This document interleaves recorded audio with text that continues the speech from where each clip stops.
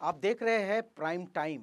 एक तरफ तो पश्चिम बंगाल उड़ीसा में अम्फान तूफान का कहर ढाया हुआ है, तूफान मचा है और प्राइम मिनिस्टर नरेंद्र मोदी आज बंगाल और उड़ीसा के दौरे पर है। वहीं महाराष्ट्र में भी एक तूफान है, मेरा आंगन मेरा रणांगन। कोरोना संक्रमण का काल है और इस काल में देश ने पूरी तरह से एक होकर लड़ने की जो बात है वो दिख नहीं रही और महाराष्ट्र में दिखाई दे रहा है कि बीजेपी एक आंदोलन कर रही है जिसका नाम है मेरा आंगन मेरा रणांगन।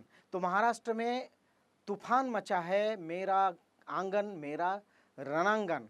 तो रणांगन में आंगन में ही उतरी है बीजेपी महाराष्ट्र की महाआघाड़ी सरकार के विरुद्ध में। इसी विषय पर हम चर्चा करेंगे। इस वक्त स्टूडियो में ऑनलाइन दो लोग जुड़े, एक है गणराज्य संघ से जुड़ी सामाजिक कार्यकर्ता सुषमा अंधारे और बीजेपी की नागपुर इकाई से जुड़े धर्मपाल मेश्राम। धर्मपाल जी, आज आप पूरे महाराष्ट्र में मेरा आंगन मेरा रणांगन के तहत आंदोलन कर रहे हैं। क्या इस वक्त जब कोरोना का संक्रमण काल चल रहा है इस तरह का आंदोलन क्या जायज है? प्रीतम जी, जय भीम।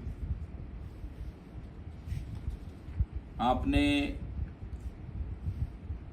मुझे सबसे पहले जो सवाल पूछा है कि आज पूरे महाराष्ट्र में मेरा आंगन मेरा रणांगन के तहत राज्य भर में बीजेपी द्वारा आंदोलन चलाया जा रहा है, संकट के इस काल में सरकार की मदद न कर इस तरह का आंदोलन कितना जायज है, इसका जवाब मैं इस तरह से देना चाहूँगा कि ये सच है कि महाराष्ट्र नहीं अपितु पूरा देश, पूरा विश्व कोविड-19 की महामारी के दौर से गुजर रहा है। महाराष्ट्र में आज संपूर्ण देश के अंदर सबसे पहले नंबर पर दुर्दैव से महाराष्ट्र है और महाराष्ट्र की 12 करोड़ जनता जिन तकलीफों में से, जिन हालातों में से गुजर रही है, अगर राज्य की सरकार पूरे तरीके से कोविड-19 की सुरक्षितता के लिए उपाय योजना कर पाती, जो मापदंड, जो निर्णय सरकार की ओर से लेने जाने चाहिए थे, प्रशासन को जिस प्रकार से काम से लगाया जाना चाहिए था, अगर वो लगा पाती तो मुझे नहीं लगता कि महाराष्ट्र पूरे देश के अंदर में आज कोरोना 19 अफेक्टेड में पहले नंबर पर आ पाता। तो ये थे धर्मपाल मेश्राम जो कह रहे हैं कि आंदोलन जायज़ है और इस तरह का आंदोलन इसलिए किया गया क्योंकि महाराष्ट्र सरकार जो है वो इस संक्रमण काल में कार्य बराबर नहीं कर रही है। सुषमा ताई, मैं आपके तरफ आऊँगा, यही प्रश्न दोहराऊंगा। मेरा आंगन मेरा रणांगन के तहत बीजेपी आंदोलन कर रही है, क्या ये आंदोलन जायज़ है? कोरोना के चलते जिस तरह की ओछी राजनीति बीजेपी गवर्नमेंट ने इस दौर में चलाई है, वह देखकर कोई भी सुलझा हुआ इंसान सोचेगा कि क्या हम अपने ही घर को, अपने ही आंगन को रणांगन बनाने की बेवकूफ़ी करेंगे।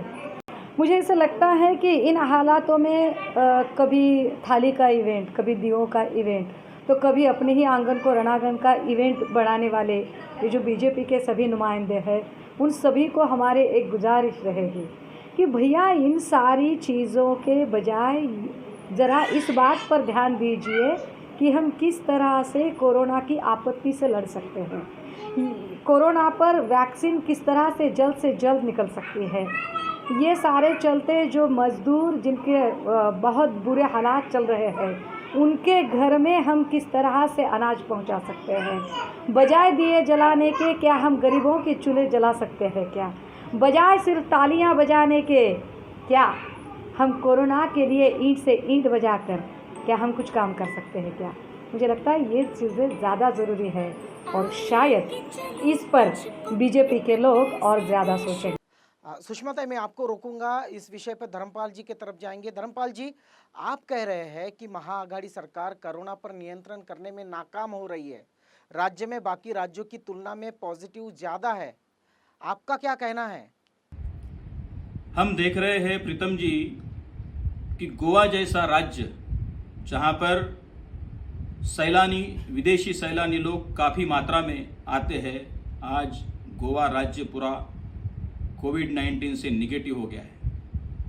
केरल जहाँ के निवासी, जहाँ के रहवासी विदेशों में ज़्यादा तादाद में हैं, आज केरल राज्य भी अपने अंदर में काफ़ी मात्रा में, तुलना में बहुत ज़्यादा मात्रा में यशस्वी रूप से कोविड-19 को नियंत्रित कर पाया है। क्या हम राज्य की सरकार ने महाराष्ट्र में इस तरीके से कोई उपाय योजना की? मुझे एक 2-4 उपाय योजना भी आप अगर गिना देंगे तो मैं कहूँगा कि सही मायने में महाविकास आघाड़ी ने काम किया है, पर 1 या 2 उदाहरण भी आप नहीं दे पाएंगे। और इसलिए इस विपदावस्था में महाआघाड़ी सरकार पूरी तरीके से अपयशी रही है, सपेशल फेल हुई है हर मोर्चे पर। सुषमा ताई, धर्मपाल जी कह रहे हैं कि नाकाम रही है सरकार। क्या सही मायने में सरकार नाकाम रही है महाआघाड़ी की? कोरोना नियंत्रण नहीं हो पा रहा है, पॉजिटिव की संख्या बढ़ रही है। देश में महाराष्ट्र पहला राज्य है जिसकी संख्या इतनी ज़्यादा है। ये बात सच है कि भारत में बाकी सभी राज्यों की तुलना में महाराष्ट्र में पॉजिटिव जो पेशेंट्स हैं उनकी संख्या काफ़ी ज़्यादा है। किंतु इसके पीछे के कारण क्या है ये भी ज़रा देखने चाहिए। 2 फरवरी को जब पहला पेशेंट भारत में पाया गया केरला में, तभी कांग्रेस के नेता आयुष्मान राहुल गांधी जी ने इस बात को ट्वीट करके कहा था कि हमें कोरोना जैसी आपत्ति से लड़ने के लिए सज्ज होना चाहिए और हमें चाहिए कि इस बात पर हम ज़्यादा ध्यान दें। लेकिन मुझे यहाँ यह बात कोट करनी पड़ेगी कि राहुल जी के इस बयान को ज़्यादा संजीदगी से ना लेते हुए मोदी जी एमपी में सरकार किस तरह से बनाई जाती है उस बात में जुटे हुए थे। मोदी जी का जो समूचा ध्यान था वो ध्यान सिर्फ इस तरफ था कि वो किस तरह से ज़्यादा वहाँ पर सरकार अपनी बना पाए। और इसी के चलते वहाँ तबलीगी का प्रोग्राम एक जगह पर हो रहा था, दूसरा बहुत सारी इंटरनेशनल फ़्लाइट्स आ रही थी जिनका कि स्क्रीनिंग बिल्कुल नहीं हो रहा था। अगर उसी वक्त दिल्ली का तबलीगी का program Delhi police central government के अधीन है तो सेंट्रल गवर्नमेंट ने उनको परमिशन क्यों दिया था? दूसरी बात कि सभी इंटरनेशनल फ़्लाइट्स की जो उड़ान है वो सारे फ्लाई जो है वो कैंसिल करने का जो हक था, ये जो कंट्रोल पावर था वो सेंट्रल गवर्नमेंट का था। सेंट्रल गवर्नमेंट ने ये सारी चीज़ें क्यों नहीं की? और हम और एक बात ध्यान दिला दें कि महाराष्ट्र में मुंबई आता है और मुंबई समूचे देश की जो इकोनॉमिकल कैपिटल है, आर्थिक राजधानी है, और ऐसे शहर में बड़ा लाजमी है कि पूरे देश भर से आबादी होती है।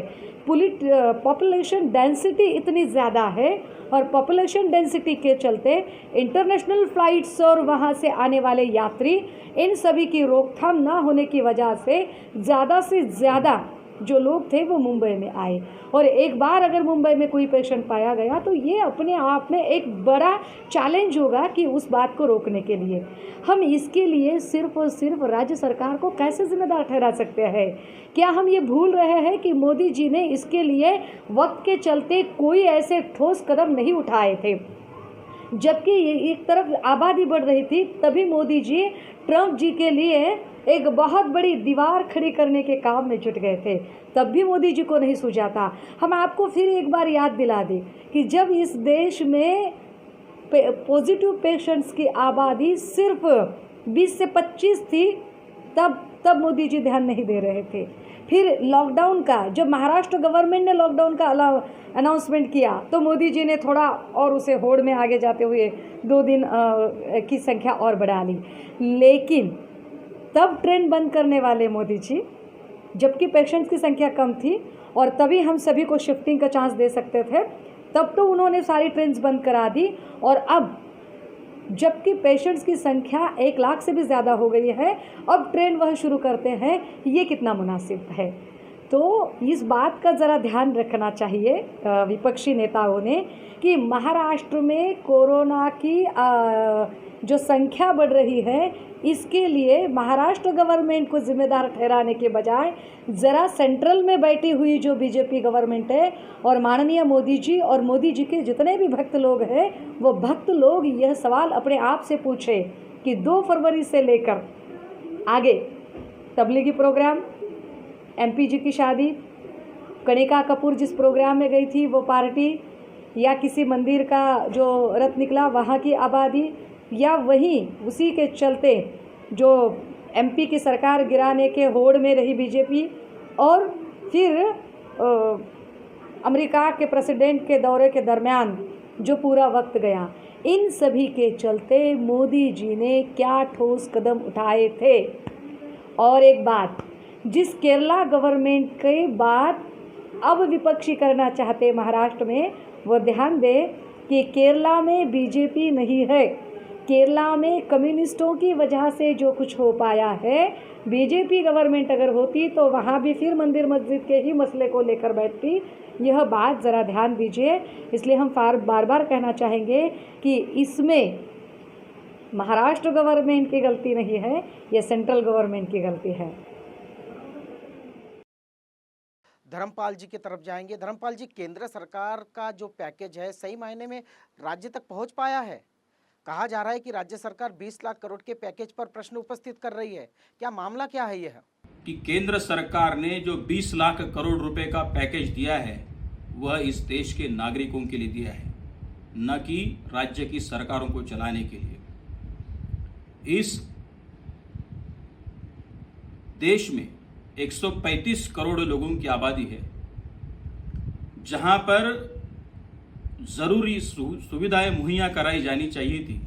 अगर राशन पहुंचाने की बात आई तो सबसे पहले केंद्र सरकार ने पूरे देश भर के अंदर में हर आदमी को 1 महीने का 5 किलो चावल देने का काम और 3 महीने का चावल पहुंचाया है। इतना ही नहीं तो राष्ट्रीय अन्न सुरक्षा योजना के तहत अभी मई और जून, ये 2 महीने का भी राशन देश के हर लाभार्थी के पास, हर पात्र लाभार्थी तक पहुंचाने का काम केंद्र सरकार ने किया है। 20 लाख करोड़ रुपए का पैकेज एमएसएमई हो, सुरक्षा का मसला हो, इस देश में अपनी जान जोखिम में डालने वाला सुरक्षा का रक्षक हो, चाहे वो पुलिस हो, चाहे वो आशा वर्कर हो, चाहे वो परिचारिका हो, चाहे वो डॉक्टर हो, हर आदमी को सुरक्षित करने का काम सिर्फ और सिर्फ मोदी जी की नेतृत्व वाले केंद्र सरकार ने किया है। आप चाहे कितनी भी तरीके से गालियां दे दे, आप चाहे कितने भी तरीके से बात बनाए, लेकिन इस देश के हर नागरिक को ये बात तो माननी होगी कि मोदी जी के सरकार के वजह से ही आज भारत देश के अंदर में एक होप, एक आशा है, हर आदमी के मन में जीने की तमन्ना जिंदा है और हर आदमी अपने वैयक्तिक रूप से कोविड-19 में, इस कोरोना के विश्व की महामारी में पूरे ताकत के साथ लड़ रहा है। राज्य सरकार अपने अपने राज्यों के अंदर में अपने राज्यों के निवासियों के लिए जो जो योजनाएं उन्होंने अमल में लानी चाहिए थी, जो जो काम करने चाहिए थे, वो अगर कर रहे हैं, जो जो राज्य में हो रहा है, उनका निश्चित रूप से मैं वैयक्तिक रूप से अभिनंदन करता हूँ। पर महाराष्ट्र जैसे राज्य में मैं मानता हूँ कि यह राज्य सरकार पूरी तरीके से फेल हुई है। सुषमाताई, धर्मपाल जी कह रहे हैं कि पैकेज जो है वो मजबूत है, राज्य को मजबूत कर सकता है, और ये कहा जा रहा है कि विरोधी पक्ष जो है इस पैकेज पर जो है प्रश्न उठा रहा है कि 20 लाख करोड़ कहाँ से लाएंगे, क्या कहेंगे आप? केंद्र सरकार ने जो 20 लाख करोड़ का पैकेज जो डिक्लेयर किया है, पहले उसका थोड़ा सा डिटेल हम बताना चाहेंगे। 5 से 6 लाख की लिक्विडिटी, 5 से 6 लाख करोड़ की लिक्विडिटी, यह रिजर्व बैंक ऑफ इंडिया ने डिक्लेयर की हुई है। 1.7 लाख करोड़ का जो पैकेज है वो सेंट्रल गवर्नमेंट ने पहले डिक्लेयर किया हुआ था, और अब 12 लाख। दुनिया भर में कहीं भी आरबीआई और गवर्नमेंट, इन दोनों का मिलाकर कोई पैकेज डिक्लेयर नहीं होता है। ये कौन सा ये तरीका है?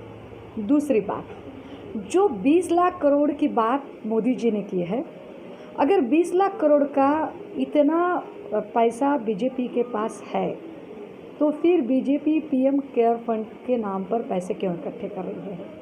तीसरी बात, जो लोग अब महाराष्ट्र बचाओ के आंदोलन की नौटंकी कर रहे हैं, क्या ये लोग ये बात भूल रहे हैं कि एक तरफ तो आप महाराष्ट्र बचाओ की बात करते हो और दूसरी तरफ उसी महाराष्ट्र से IFSC सेंटर जब गुजरात में ले जाने की बात हो रही होती है तब उसकी तो आप बड़ी सराहना करते हो। जो महाराष्ट्र बचाने की बात करने वाले लोग हैं ये IFSC सेंटर को गुजरात लेकर जाते समय चुप क्यों बैठते हैं।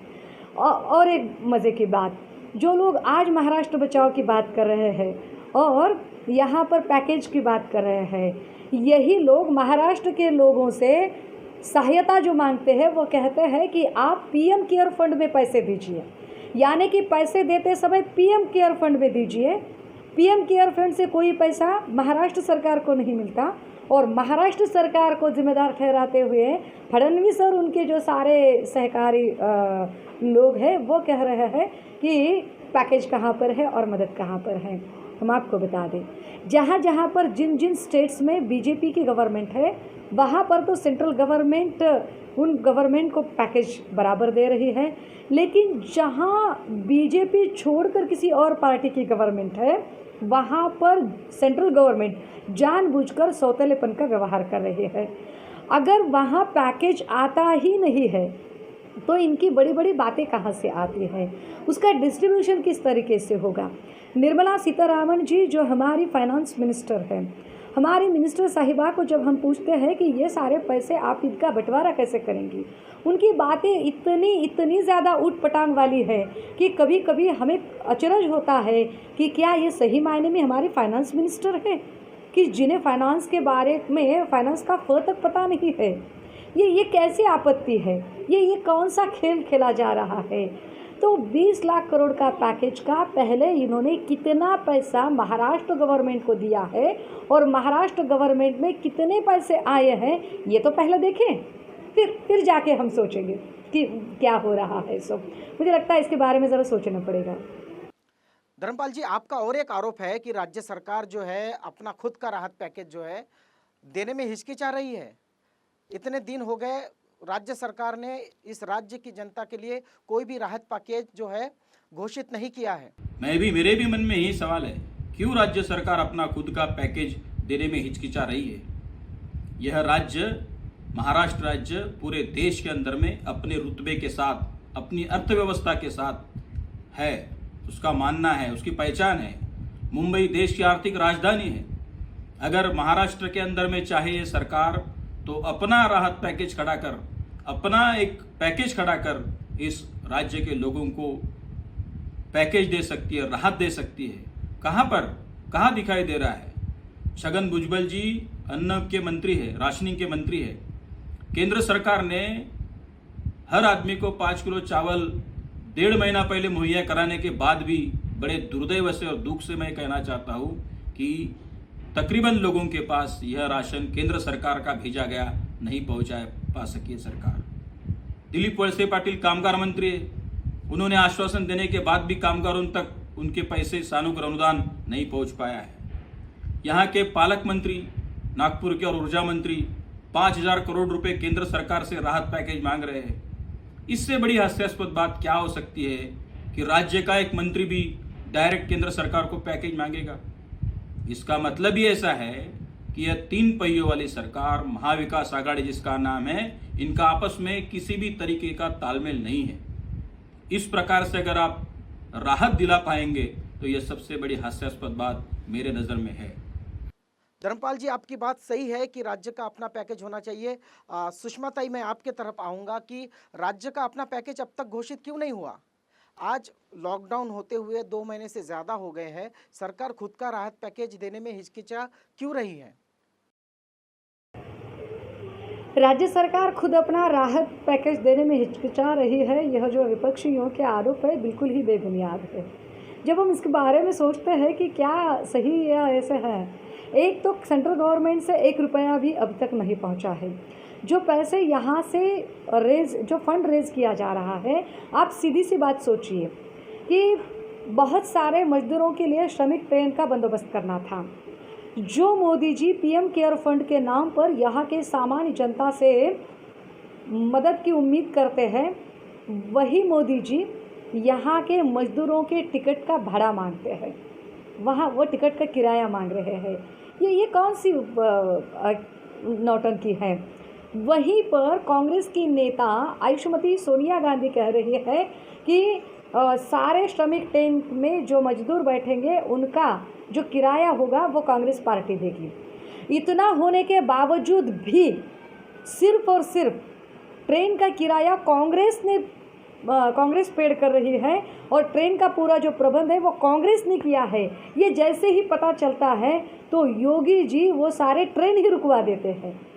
ये राजनीति कौन कर रहा है, इस पर कौन बात करेगा।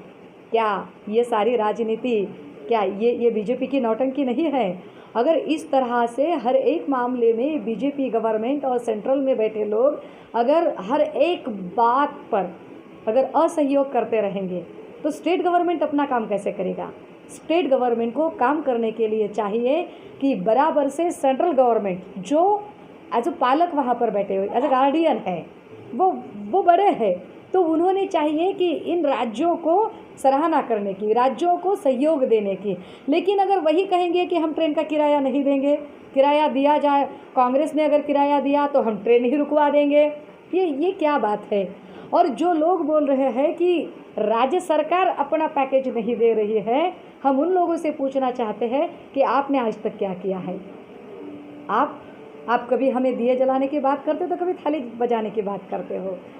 मोदी जी के जितने भी संबोधन आज तक रात के 8 बजे के आए हैं, कौन से संबोधन में हमारे लिए कितने पेशेंट्स है, क्योर कितने हैं, कितने पॉजिटिव है, अभी नया आबादी कितनी बड़ी है उसमें, उस पर हमारे लिए आरोग्य व्यवस्था क्या हुई है, कितने बेड्स के कितने कोविड हॉस्पिटल्स पूरे भारत भर में बनाए गए हैं, कितने आरोग्य कर्मचारी उस पर काम कर रहे हैं, वैक्सीन का काम कहाँ तक आया है, पीपीई किट कितने बने हुए हैं, कितने पीपीई किट का डिस्ट्रीब्यूशन हुआ है, जो पीपीई किट मंगाए गए थे वो पीपीई किट जो डुप्लीकेट निकले उन पीपीई किट पर आपने क्या पाबंदियां लगाई हैं, इस पर माननीय मोदी जी ने क्या कहा ये ज़रा हमें सुनना है। हम विपक्षियों से ये जानना चाहते हैं कि इस पर आप क्या कहेंगे। जो लोग जिनके पास कुछ भी जवाब नहीं है और जो लोग अपना नकारापन छुपाने के लिए विपक्षियों को कहते हैं कि आपने ये नहीं किया और आपने वो नहीं किया, वो लोग जरा समझ ले कि कोरोना के चलते इंसानियत दिखाने की ज़रूरत है, ना कि ऐसी ओछी राजनीति करने की ज़रूरत है। पहले पैकेज आपने दिया नहीं और जो लोग काम कर रहे हैं उन्हीं पर आरोप लगा रहे। फडणवीस जी होश में आइए, सत्ता के नशा इतना भी ठीक नहीं है। धर्मपाल जी, देश की जीडीपी 0 से माइनस हो गई है। हम विकसनशील देश से अविकसित देश की सूची में जा रहे हैं। सोमालिया जैसे देशों की बराबरी में आ गए हैं हम। क्या इसका ठिकरा कोरोना पर फोड़ेंगे आप, या और भी कुछ है? आप जानते हैं सिर्फ हम देश नहीं, हम एज ए नेशन सिर्फ नहीं, आज चाइना के वुहान में कोरोना का शुरुआत होने के बाद पूरे विश्व के अंदर में जिस गति से अर्थव्यवस्था डिगमगा गई, देश के अंदर तकरीबन 10 बड़े क्षेत्रों में, कॉरपोरेट क्षेत्रों में जो मंदी आई है और आने वाले 2 साल तक कम से कम यह 10 क्षेत्र, जहाँ ट्रैवल से लेकर टूरिज्म है, एयर टिकट्स है, होटल्स है, रेस्टोरेंट्स है, ये सारी इंडस्ट्रियाँ बैठी हुई है। ऐसे स्थिति में 135 करोड़ आबादी वाला यह भारत देश जब तक यह कोविड-19 को पूरी तरीके से फाइट कर इस देश को खड़ा करने में अपने हाथों से, अपने दिलो दिमाग से, अपने ताकत के साथ योगदान नहीं देगा, इस देश की चरमराई अर्थव्यवस्था नहीं उठ पाएगी। अगर आज हमारे पास में बलशाली रूप में कुछ है तो हमारे पास में मैन पावर है जो 135 करोड़ है। सबसे युवा देश हम है और मेरा ऐसा मानना है कि यह सारी परिस्थिति के बाद जब हम लोग इस देश को देश एज ए नेशन खड़ा करने के लिए सब लोग अपने अपने हाथों से, अपने अपने ताकत के साथ, अपनी अपनी क्षमता के साथ सामने आएंगे, यह देश निश्चित रूप से खड़ा होगा। और सिर्फ देश खड़ा नहीं होगा तो ऐसी विपदावस्था में जहां पर पूरे विश्व में चाइना जैसी मजबूत अर्थव्यवस्था वाला देश का विश्वास टूटने के बाद एक बड़ी लोक संख्या वाला देश और विश्वसनीयता वाला देश के रूप में आगे आकर पूरे विश्व को भी हम ताकत दे पाएंगे, ऐसा मुझे पूरा विश्वास है। सुषमा ताई, आपने सुना होगा धर्मपाल जी जीडीपी पर क्या कह रहे हैं, आप क्या कहेगी? देश सोमालिया के बराबर में जा पहुंचा है और हम जीरो से माइनस हो गए हैं। क्या कारण सिर्फ कोरोना है या जो नीतियां रही है केंद्र सरकार की वो भी जिम्मेदार है? हम आपको ज़रा यह थोड़ा सा याद दिला दें कि कांग्रेस के चलते मनमोहन सिंह जो प्रधानमंत्री थे, तो इस देश का जो जीडीपी रेट था वो अचीव्ड रेट था 6.5 का, यानी 6.5% था, और जो टारगेट रखा गया था वो 8% का रखा था। फिर मोदी जी आए, चुनावी प्रचार के दौरान उन्होंने बड़े बड़े वादे किए और उन वादों में उन्होंने कहा कि मित्रों, मैं आपको विश्वास दिलाता हूँ कि इस देश का ग्रॉस डेवलपमेंट इंडेक्स जो है, इस देश का ग्रॉस डेवलपमेंट प्रोग्रेस जो है, वह हम 8% नहीं, वो हम 10% तक लेकर जाएंगे। 10% की बात करने वाले मोदी जी, उनको हम याद दिला दें कि पिछले साल का फोर्ब्स जो मैगज़ीन है, उस मैगज़ीन में जो जीडीपी हर एक कंट्री के हिसाब से आता है, उसमें कहा गया कि 10 छोड़िए 8 छोड़िए, जो हमारा अचीव्ड टारगेट था, जो अचीव्ड था हमारा 6.5%, वो तक मोदी जी मेंटेन नहीं कर पाए, वो आ गया था 4.5 से भी कम पर। और अब इस मार्च के पहले जो हमारा जीडीपी आ गया था वो था 2.75 दिसंबर, और अब कह रहे हैं हमारे आरबीआई के गवर्नर शक्तिकांत दास जी कि हमारा -0 तक जा सकता है। क्या 2 महीने में ये सारी चीज़ें संभव है? हम मानते हैं, हम बिल्कुल मानते हैं कि कोरोना के चलते इकोनॉमी पर ज़रूर असर हुआ है, लेकिन क्या वो इतना असर हुआ है कि 6.5% की इकोनॉमी बिल्कुल 0% पर आ गई? मुझे लगता है मोदी जी और बीजेपी गवर्नमेंट जो सेंटर में बैठे लोग हैं, वो शायद हमें इतना अनपढ़ समझ रहे हैं कि शायद हमें जीडीपी और जीडीआई के बारे में जैसे कुछ पता ही नहीं चल रहा है।